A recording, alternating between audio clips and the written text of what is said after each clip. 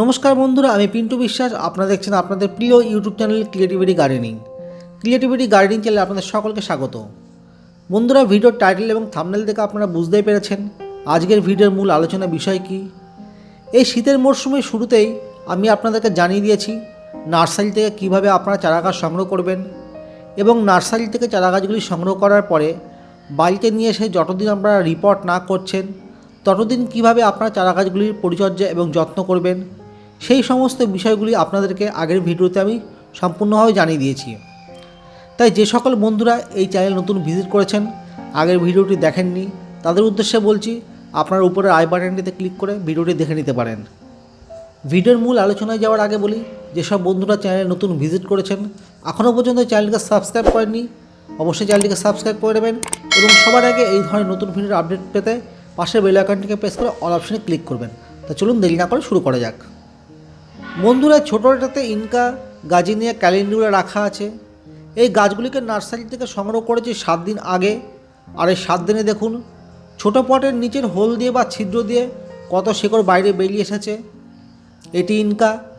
যতগুলি থাম পটে চারাগাছ রাখা আছে সবগুলির শিকড়ির ভালো ডেভেলপ হতে শুরু করে দিয়েছে। এখানে 20টি ইনকার চারা আছে, 10টি ইয়েলো কালারের এবং 10টি রেড কালারের। এটি গাজিনিয়া, এর শেকড়ও ভালো ডেভেলপ হতে শুরু করে দিয়েছে, তা আপনাদেরকে বুঝতেই পাচ্ছেন। এবং এটি ক্যালেন্ডুলা। মোটামুটি সমস্ত ছোটো পটে রাখা চারা গাছগুলিকে রিপোর্ট করবার সময় হয়ে এসেছে বন্ধুরা। নার্সারি থেকে চারা গাছগুলি সংগ্রহ করার 4 থেকে 5 দিনের মধ্যে রিপোর্ট করতে হয়, বাট আমার একটু বন্ধুরা সময় লেগে গেল, কারণ এই চারা গাছগুলিকে প্রতিস্থাপন করবার জন্য আরও আনুষঙ্গিক জিনিসের প্রয়োজন হয়। ভার্মি কম্পোস্ট, গোবর সার, পাতা পচা সার, টব, আরও আনুষঙ্গিক প্রচুর জিনিসের প্রয়োজন হয়। তা সেগুলি সংগ্রহ করতে একটু তো সময় লাগে বন্ধুরা। ছোটো পটে রাখা চারা গাছগুলিকে প্রথমে আমি বড় টবে প্রতিস্থাপন করব না, কারণ বড় টবে যে ধরনের হেভিওয়েট খাবার আমরা দিয়ে থাকি সেই মাটিতে এই ধরনের ছোটো গাছ প্রতিস্থাপন করলে গাছ সেই হেভিওয়েট খাবার কখনো গ্রহণ করতে পারবে না। তাতে গাছের গ্রোথ থেমে যেতে পারে এবং আরও নানা সমস্যার সৃষ্টি হতে পারে। তাই প্রথমে আমি এই ছোটো পটের চারা গাছগুলিকে বড় টবে প্রতিস্থাপন না করে এই ধরনের ছোটো 4 কাপে চারা গাছগুলিকে প্রতিস্থাপন করব। এগুলি 60 ml 4 কাপ। এই ধরনের 60 ml 4 কাপেই চারা গাছগুলিকে প্রথমে প্রতিস্থাপন করা উচিত। আপনারা যারা ছোটো থাম পটে চারা গাছগুলিকে নার্সারি থেকে সংগ্রহ করবেন, প্রথমে আপনারা এই ধরনের ছোটো কাগজের কাপে চারা গাছগুলিকে প্রতিস্থাপন করবেন। এই কাগজের কাপে কোনো ধরনের ছিদ্র নেই, তাই প্রথমে আমাদেরকে এই ধরনের পেরেকের মাধ্যমে কাপের নিচের দিকে 3-4টে ছিদ্র করে নিতে হবে, যাতে এই পাত্রে বেশি জল দেওয়া হয়ে গেলেও অতিরিক্ত জল এই ছিদ্র দিয়ে সহজে বাইরে বেরিয়ে আসতে পারে। একটা ওয়েল ড্রেনেজ সিস্টেম তৈরি করতে হবে। প্রথমেই সমস্ত কাপের ছিদ্র করে নিচ্ছি আমি।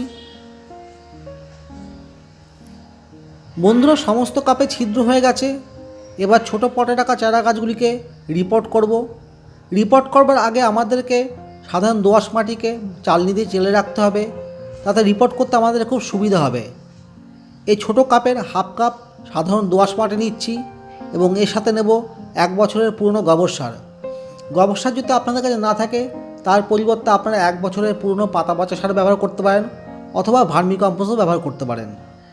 অর্থাৎ যে পাত্রে আমরা চারা গাছ প্রতিস্থাপন করব সেই পাত্রের 50% সাধারণ দোআঁশ মাটি নিতে হবে এবং 50% 1 বছরের পুরনো গোবর সার, পাতা পচা সার অথবা ভার্মি কম্পোস্ট নিতে হবে।